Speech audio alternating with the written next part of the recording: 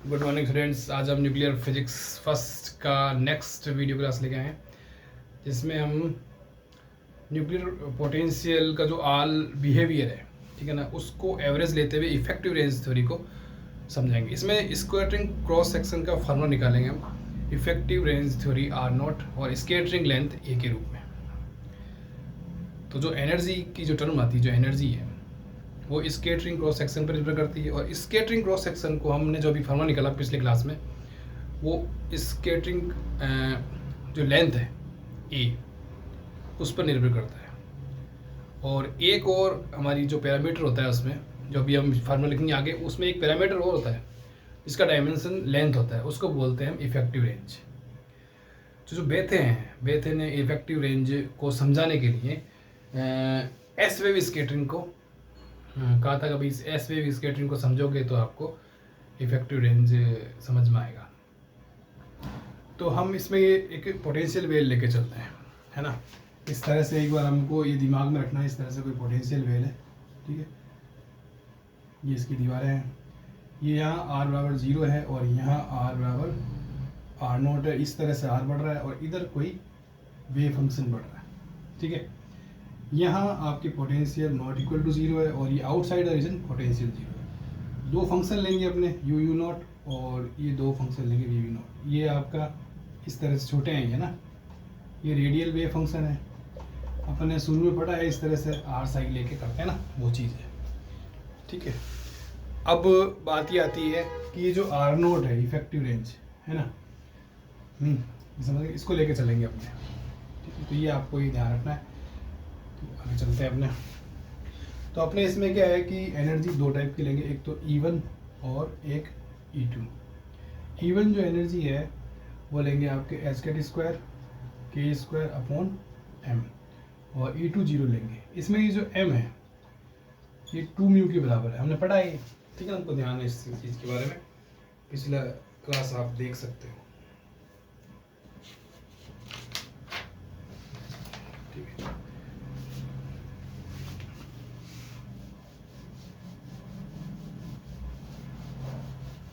अब inside the reason जो हमने वेव फंक्शन लिए हैं उसके अनुसार श्रोडिंगर इक्वेशन निकालेंगे। तो इनसाइड द पोटेंशियल रीजन हमने E1 लिया है आपके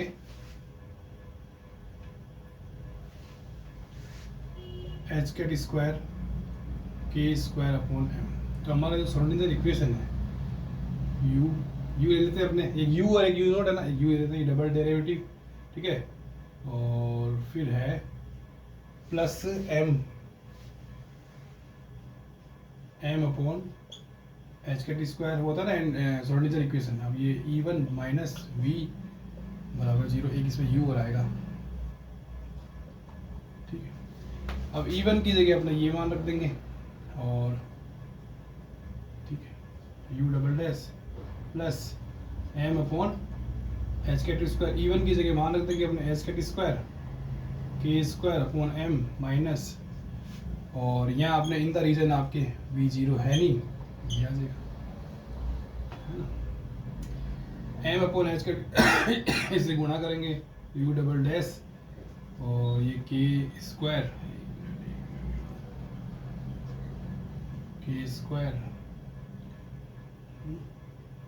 minus m v upon h cut square u बराबर 0। ये अपने पास में इक्वेशन आएगी। ये जो इक्वेशन आएगी ना, इसको यू नॉट से फॉर सॉल्यूशन, ठीक है ना, हमें हल करना है इक्वेशन को, ऐसे कोई काम की नहीं है। अब इसको यू नॉट से हम गुणा करेंगे, तो ये आएगा यू डबल डैश, इधर लिख दो, अब यूनिट उधर भी लिख सकते हो, कोई दिक्कत नहीं, गुणा है सिंपल, और के स्क्वायर यू और u naught minus m v, ये पोटेंशियल है, ध्यान रखना, h cut square u u naught बराबर 0। ये आपकी एक इक्वेशन होगी, ठीक। इसी प्रकार से अगला लेंगे अपने श्रोडिंगर इक्वेशन, उसमें यू नॉट लेंगे, ठीक है, रेडियल वेव फंक्शन, और एनर्जी उसमें लेंगे E2 0, वही formula U0 double dash plus 1 minute m upon same वही m अपॉन एच का स्क्वायर, यहाँ आ जाएगा आपके E2 माइनस V और ये आ जाएगा आपके U0 बराबर 0, ठीक है ना। इनसाइड का रीजन चल रहा है ये ध्यान रखना, तो ये V 0 नहीं होगा, ये मेन बात। दूसरी बात E2 0 ली है आपने, तो अब देखो U double dash 0 plus m, इसका मान रखेंगे सर m अपॉन एच का स्क्वायर, यहाँ मान रख देंगे 0 माइनस V और U0 बराबर 0, तो ये आ जाएगा U0 double dash plus V, plus नहीं आएगा माइनस आएगा,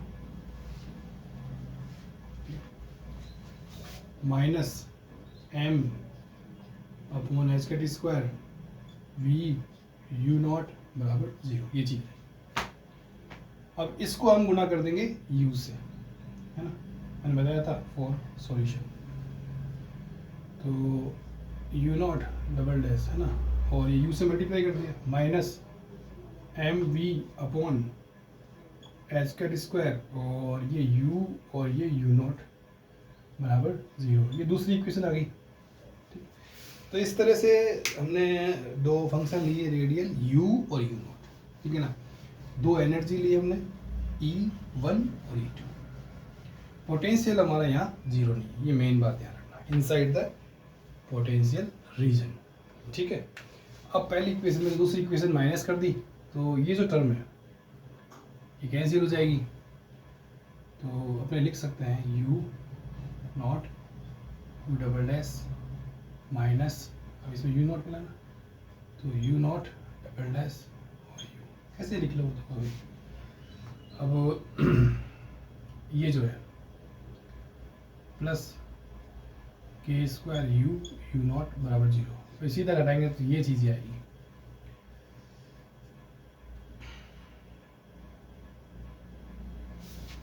ठीक है। अब इसमें अपने इस वाले को उधर लिखना है प्लस में, है ना, तो इसको इंटरचेंज करना पड़ेगा आपको, U0 डबल डैश माइनस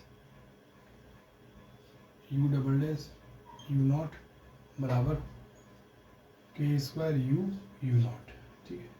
ये अपने थर्ड इक्वेशन आ गई। अब इसी प्रकार से अपने V और V0 लेंगे outside the region, potential region,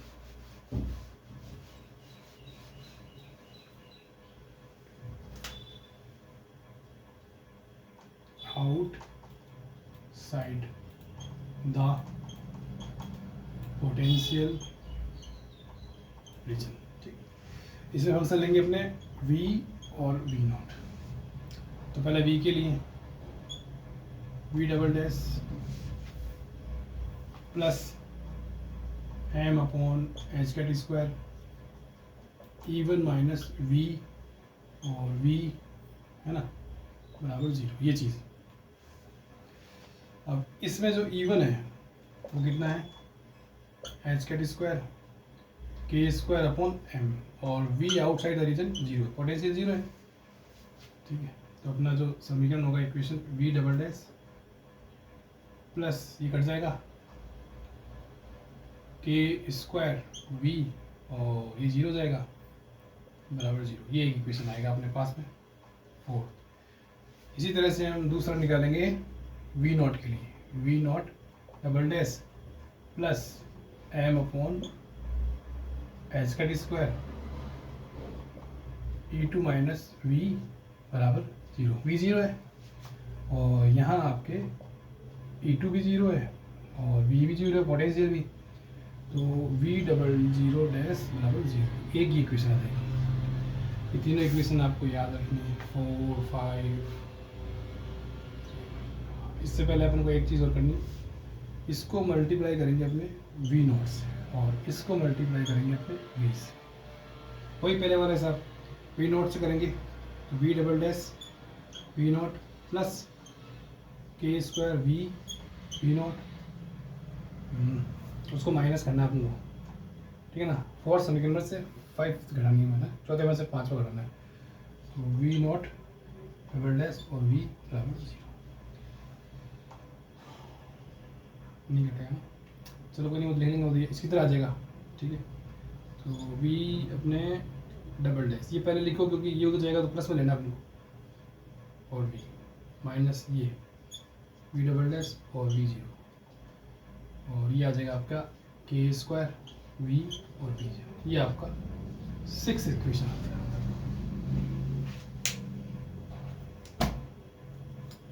ठीक है, 6th इक्वेशन हमने प्राप्त कर लिया। ये इक्वेशन हमको ध्यान रखना है, ये भी और ये। चलो अभी तो 3rd और 6th इक्वेशन को लेके चलना है आगे, इसका अंतर लेके इसका 0 से इनफाइनाइट तक इंटीग्रेट करेंगे।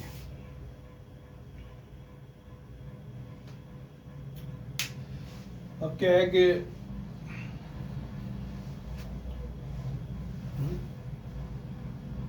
इक्वेशन 3rd में से 1/6 माइनस करते हैं ना। चलो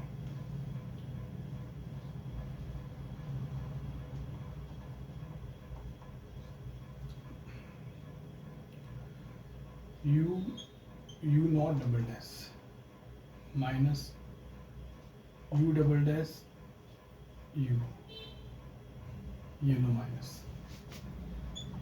we naught double dash v, एक मिनट, हाँ, minus v double dash v naught, ठीक है, बराबर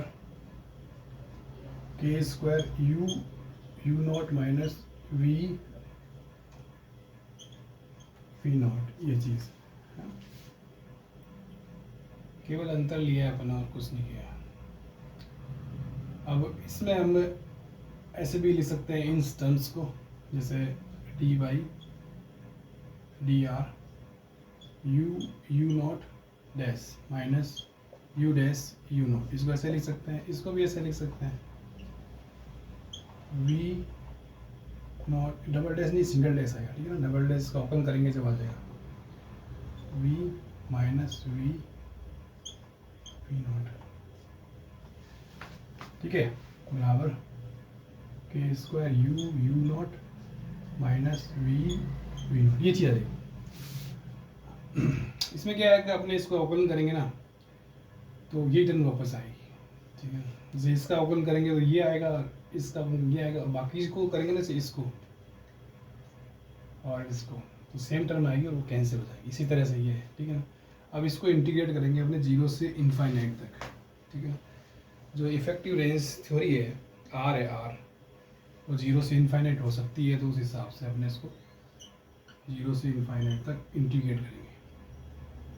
D by d r common ले लेंगे तो u naught minus u dash u naught, ठीक है, ये minus v naught dash v minus v dash v naught, बराबर इसको भी इंटीग्रेट कर देंगे, के स्क्वायर बाहर लिख दो बोले, ठीक है ना, 0 से infinite u naught minus v naught और ये डी आर, ठीक है। चलो देखते हैं।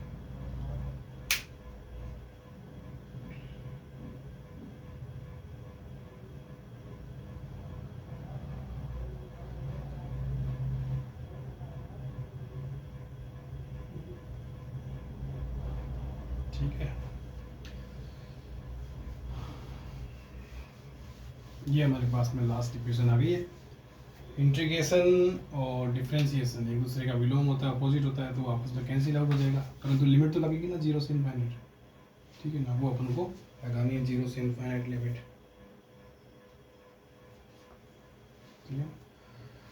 तो ये डी बाई डी आर इससे कट जाएगा, तो जो पहला पद आएगा u 0 dash minus u dash u 0, ये minus v naught dash v, ये plus v dash v naught, ये आपके इनफाइनाइट वाली लिमिट लगा दी है ना, ऊपर की लिमिट माइनस नीचे की, है ना,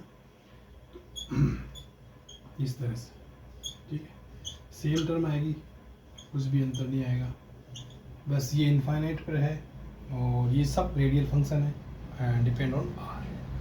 यहाँ आर का मान इनफाइनाइट है, यहाँ आर का मान 0 है, ठीक है ना। इस चीज़ का ध्यान रखना बस। ऐसे भी ले सकते हैं अपने। और ये अपने एक इंटीग्रेशन है, इसका एक स्पेशल मान होगा u not minus v not, और ये तो ये हमारी एक इक्वेशन है, इसको थोड़ा ध्यान रखना। यहाँ से स्टार्ट है, यहाँ से।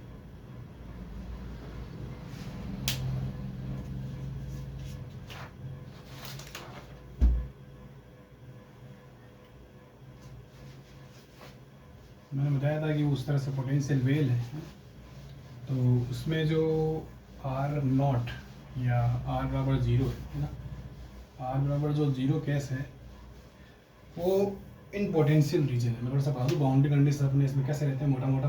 आर बराबर 0, आर बराबर इनफाइनाइट। आर बराबर इनफाइनाइट पे ये जो भी रेडियल वेव फंक्शन है, जैसे u0, v0, ये सब 0 है, और पोटेंशियल भी 0 है, ये ध्यान रखना, ठीक है ना। और आर बराबर 0 पे u ये 0 है, ठीक है ना। पोटेंशियल नॉट इक्वल टू 0 है, और रेडियल वेव फंक्शन से यहाँ का मतलब नहीं है, ठीक है। तो इस चीज़ का हमें ध्यान रखना है। साफ लिख दिया मैंने, हाँ?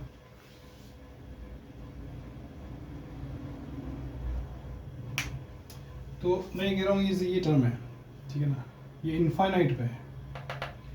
इनफाइनाइट मतलब आर बराबर infinite, potential outside the region. तो मैंने कहा ये सब 0, तो ये सब 0, ये टर्म वेनिस। नेक्स्ट टर्म ये आई 0 की टर्म। 0 की टर्म में u0 मतलब u0, तो ये वाली टर्म 0, केवल ये 2 बचेंगे, ठीक है ना। तो मेरा कहने का मतलब है कि एक तो ये टर्म पूरी 0 हो जाएगी, और ये टर्म पूरी 0 हो जाएगी। मेरा कहने का मतलब केवल ये टर्म बचेगा, और इसमें ये मेन बात है।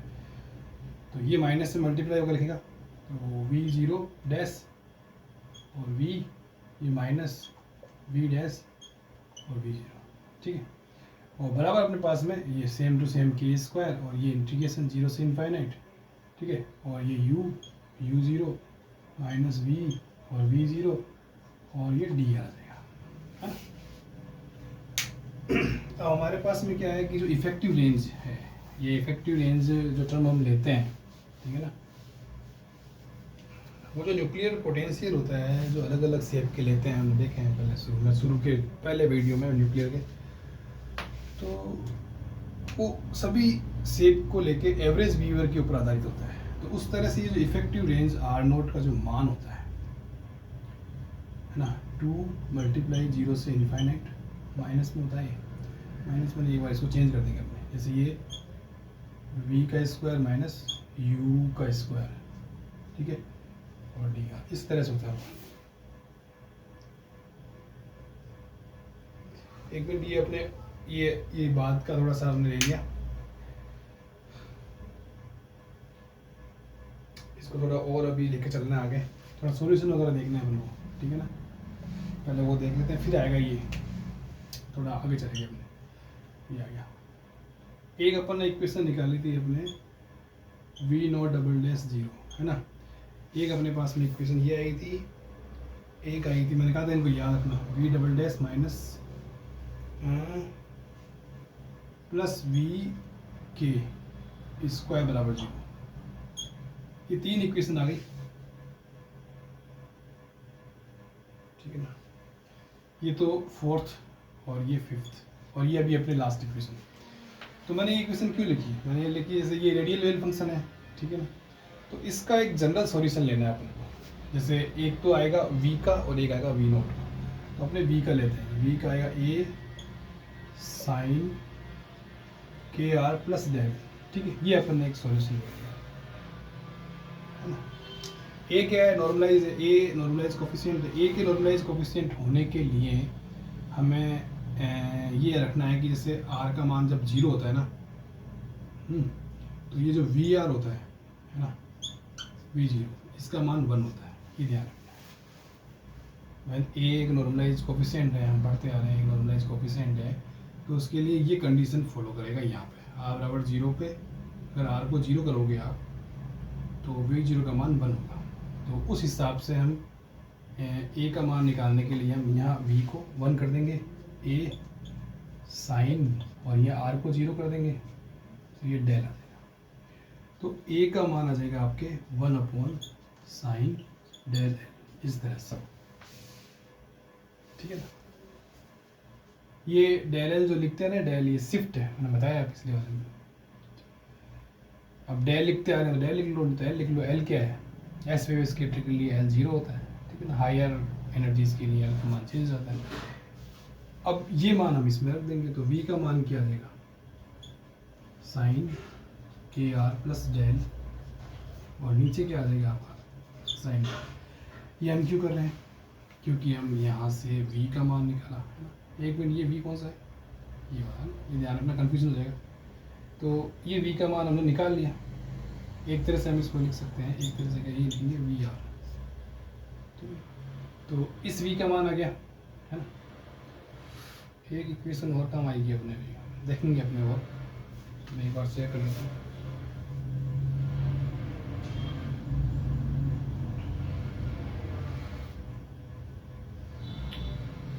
थोड़ा सा चिन्ह का समस्या है।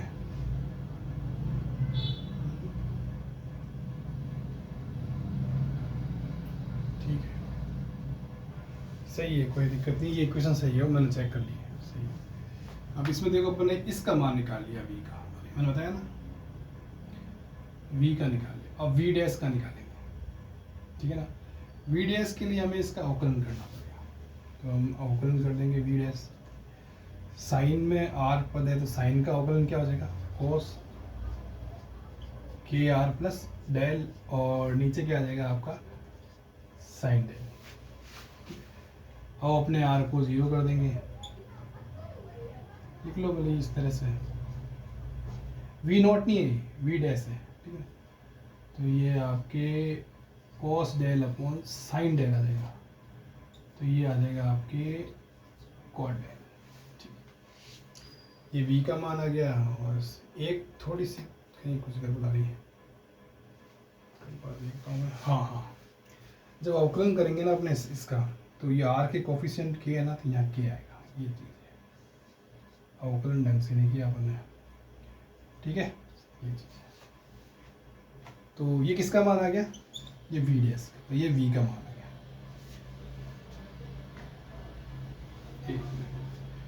ये v डैश का मान आ गया, और v का मान हमारे पास में ये, ठीक है, ध्यान रखना भाई, पहले कह रहा हूँ, ये v का मान है और ये v डैश का मान है। अब हम आगे बढ़ते हैं। सॉल्यूशन हमने क्या लिया, ये v का, है ना, inside the region, potential region. चलो, अब आउटसाइड द पोटेंशियल रीजन हम लेंगे, आउटसाइड द पोटेंशियल रीजन, उसमें जो हमारा सॉल्यूशन होगा वो क्या होगा, v naught d into r minus a, ये सॉल्यूशन होगा। फिर हमने क्या किया, हमने किया r बराबर 0, तो v नॉट 0 बराबर 1, ये किया था ना।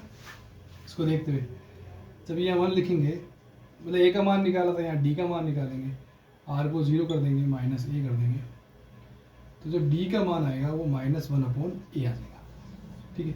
ये मान हम इसमें रखेंगे, तो v नॉट का हमारे पास में मान आएगा -1/a r माइनस a।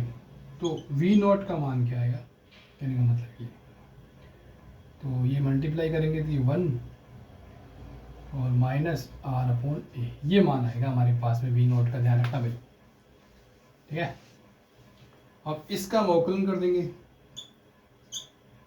चलो अवकलन कर दिया, 1 का 0 हो जाएगा, माइनस r का 1 हो जाएगा, तो v नॉट डैश का मान आ जाएगा -1/a, ये ध्यान रखना, r को 0 करने के बाद भी।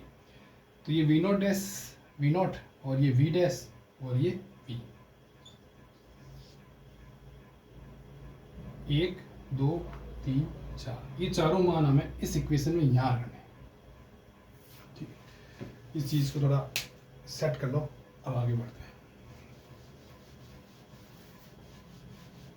चलो मिटा दिया, ठीक है। अब v0 dash, v0 dash -1/a है ना, लिख लेते हैं फिर देखेंगे भाई। इसका अवकलन करेंगे तो -1/a आएगा। v हमारे पास में क्या था 1, v डैश ये k cot del, v not ये है, परंतु हमें r को 0 रखना है, ये ध्यान रखना है। तो यहाँ पर v नॉट 1 आएगा, r बराबर 0 पर, ये ध्यान रखना है, ठीक है। बड़ा कर दिया 1 बराबर k स्क्वायर, और ये 0 से इनफाइनाइट, ये u not minus v not, और ये d आ जाएगा, ये -1/a, और ये आ जाएगा -k cot del, और फॉर्मूला हमारे पास में इस प्रकार से बनेगा। लास्ट इक्वेशन अभी और अभी थोड़ा सा है, वो मैथमेटिक्स है और कुछ ना, ठीक है।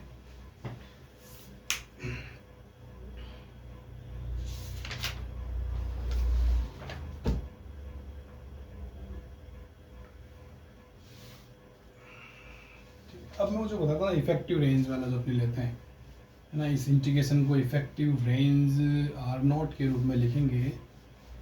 तो जो इफेक्टिव रेंज है, जो भी हम पोटेंशियल लेते हैं जिस भी शेप का, उस पर डिपेंड नहीं करती है, उसका एवरेज बिहेवियर लेके हम उसको लिखते हैं, ठीक है, यही सब है। तो आर नॉट जो इफेक्टिव रेंज है, इसका मान आएगा 2, 0 से इनफाइनाइट। थोड़ा सा इसको चेंज करके लिखना, जिससे कि माइनस आ जाए, v naught square minus u naught square d r, ठीक है। एवरेज बिहेवियर लिया है अपन, है ना, इसलिए वी नॉट, सबको वी नॉट लेके इस तरह से करा। तो ये इंटीग्रेशन है। अब इसमें देखो वी नॉट बाद में, इसमें वी नॉट पहले है, तो इसकी जगह अगर अपने मान लिखेंगे ना, तो माइनस का आएगा एक तो अंतर, और इस इंटीग्रेशन का मान -r0/2 हम लेंगे। चलो लिख ही देते हैं एक बार, ठीक है,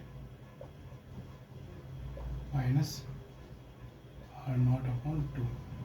हाँ, अब हमें यहाँ कोट डेल का मान निकालना है और सिग्मा का भी मान निकालना है।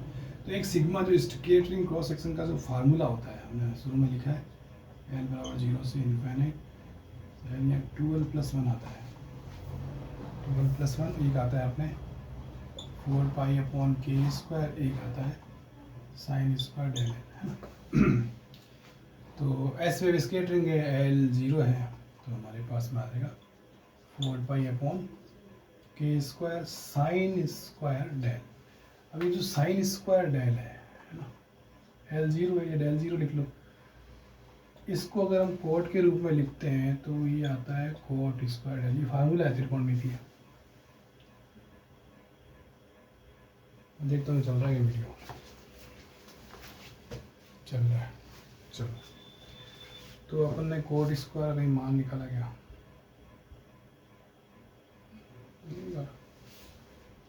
ये निकाल रहे थे, छोड़ दिया, है ना। तो देखो अपने ये सिग्मा स्केटरिंग क्रॉस सेक्शन का मान रखा, एल को 0 किया, एस वेव स्केटरिंग के लिए हमने स्केटरिंग क्रॉस सेक्शन का मान ये निकाला। तो ये हमारा एक लास्ट फार्मूला है, इसमें हमें मान रखना है इस साइन स्क्वायर डेल का, कोट वाले मान को यूज में लेते हैं।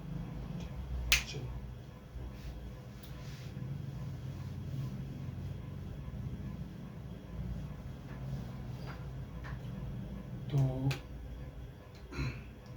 -k cot del,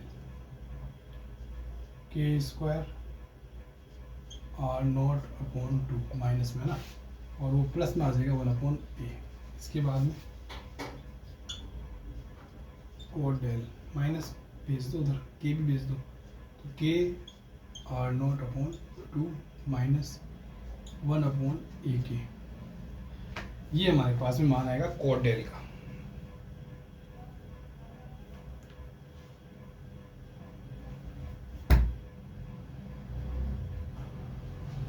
तो साइन स्क्वायर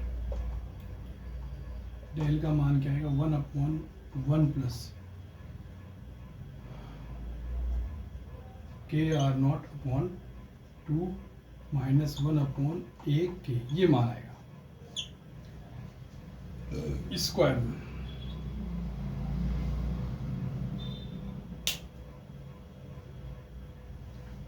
ठीक है, अब हम स्केटरिंग क्रॉस सेक्शन का मान निकालेंगे r0 और a के रूप में निकाल। Scattering cross section 4π/k²। अब ये मान है 1/1 प्लस kr/2 माइनस a/k, और ये आपका होल स्क्वायर इस तरह से आ जाएगा। ये r0 है। तो ये हमें एक स्केटरिंग क्रॉस सेक्शन का एक नया फार्मूला प्राप्त हुआ है, जिसमें r0 इफेक्टिव रेंज है और a स्केटरिंग लेंथ है, दोनों की टर्म में है। ठीक है ना, ये इसके बाद में लिखना होता है, ध्यान रखना। अब बात आती है कि ये फार्मूला हमने कैसे, किस आधार पर निकाला। हमने ये फार्मूला इस आधार पर निकाला कि जो हमारा स्केटरिंग क्रॉस सेक्शन है, ठीक है ना, वो स्केटरिंग लेंथ a के साथ साथ इफेक्टिव रेंज r0 पर डिपेंड करता है, और r0 को हमने सभी जो न्यूक्लियर पोटेंशियल है उसके शेप का एवरेज बिहेवियर लेते हुए लिया है, मतलब कि उसके शेप इंडिपेंडेंट है। परंतु हम ये भी जानते हैं कि जो स्केटरिंग क्रॉस सेक्शन होता है ना, उसमें स्पिन डिपेंडेंट भी होता है ना, क्योंकि उसमें AS और AT दो तरह की स्केटरिंग लेंथ होती है, for singlet state, for triplet state. और उससे रिलेटेड हमारे पास में सिंगलेट स्केटरिंग क्रॉस सेक्शन भी होता है और ट्रिपलेट स्केटरिंग क्रॉस सेक्शन भी होता है, सिग्मा S और सिग्मा T। तो उसको लेते हुए हम अगर फार्मूला लिखें तो टोटल जो स्केटरिंग क्रॉस सेक्शन होगा वो अपने देखते हैं। सिग्मा टोटल, एक तो अपने सिंगलेट तो 1/4, फार्मूला ऐसे ध्यान रखना, सिंगलेट S1 और ये आपके 3/4 ट्रिपलेट T, ऐसे ध्यान रखो बस। जैसे ये 3 ट्रिपलेट और S1, ठीक है। और हमें इसमें क्या अंतर करना है फार्मूले में, भाई इसी को लिखना है, सिग्मा S की जगह सिग्मा T की जगह। ये जो R0 है ना, इसको R0S लिखना है और AS लिखना है, T वाले में R0T लिखना है और AT लिखना है। सही, ठीक है, शुरू करते हैं। 1/4 सिग्मा X की जगह एक तो अपना ये जो 4π/k², ठीक है ना, बड़ा मैंने चलो नीचे लिख दो, अपने क्या करना है, 1 प्लस kr0s/2 माइनस AS और ये k, ये होगा इसका ठीक है ना। अब इसमें आ जाएगा प्लस 3/4 और ये 4π/k², और यहाँ मल्टीप्लिकेशन में यही चीज़ आएगी same,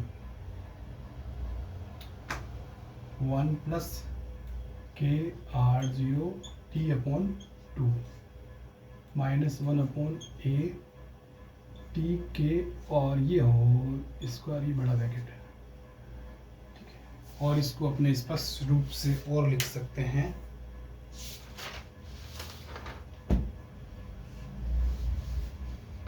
sigma total scattering cross section, sigma total 4 से 4 कट जाएगा, पाई, नीचे क्या आएगा k² 1 प्लस, चलो इसको बड़ा बना लो, kr0s/2 माइनस AS/k, और ये होल स्क्वायर, ठीक है, प्लस 3 और ये pi upon k² 1 plus kr0t/2 minus 1/a/t/k, और ये होल स्क्वायर इस तरह से। ये अपना स्केटरिंग क्रॉस सेक्शन का फार्मूला आ गया, ठीक है ना, R0 और A के रूप में, ठीक है। Thank you very much.